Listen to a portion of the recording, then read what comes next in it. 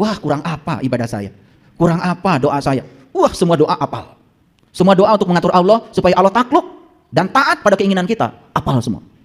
Dan ketika Allah takluk pada keinginan kita, bangga kita mengatakan, Allah mengabulkan doa saya. Padahal sebenarnya di balik kata-kata itu sedang ingin memamerkan pada orang, lihat Allah saja sama saya nurut, gitu sebetulnya. Lalu Allah bingung, yang Tuhan lu apa gua, kata Allah. Ya kan?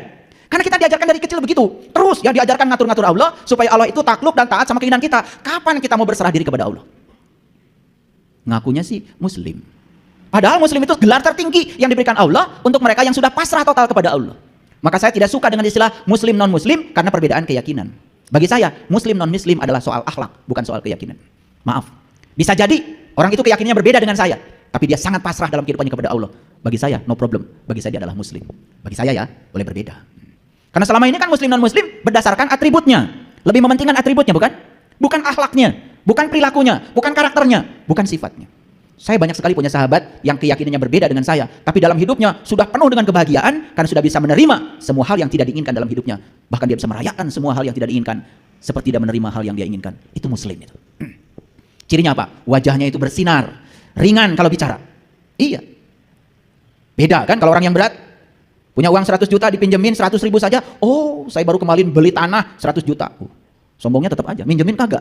Karena baru beli tanah 100 juta, padahal pinjamnya cuma 100 ribu. Giliran dipinjamkan 100 ribu, 3 hari janji, nggak ngasih, udah ditelepon 2 hari sebelum janji itu tiba. Pusing nggak orang kayak gitu? Kira-kira tipe 10% atau 90% macam kayak gini? Seperti siapa?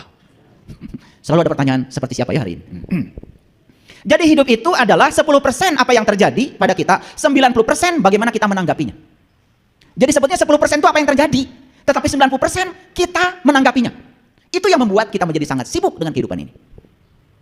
Terasa? Kalau belum terasa, sabar. Kita akan masuk situ. Nanti juga suatu saat akan terasa. Oh, itu saya banget.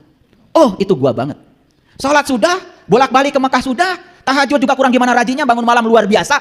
Tetapi itu coba jadi robot, hanya menjalankan ritual tanpa kesadaran. Hasilnya tidak ada yang berubah.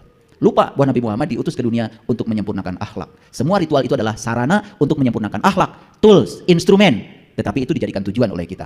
Kalau rakaat sholat kita sudah banyak, rasanya kita sudah banyak tabungan kita untuk sampereun jaga di akhirat. Kan begitu kata-katanya. Betul? Sampereun aya nama, kosong. Karena semuanya buat jaga. Itulah kadang-kadang kita suka bodoh. Terus aja membawa diri kita oleh pikiran ke masa depan. Lalu tidak pernah hadir di sini, saat ini, sekarang. Padahal hidup itu adalah di sini, saat ini, sekarang. Yang menentukan masa depan kita adalah saat ini kau buat apa. Jadi hidup itu awalnya sederhana. Karena cuma 10%. Selanjutnya menjadi rumit karena ditambah 90%. Apalagi yang 90% itu adalah respon-respon yang negatif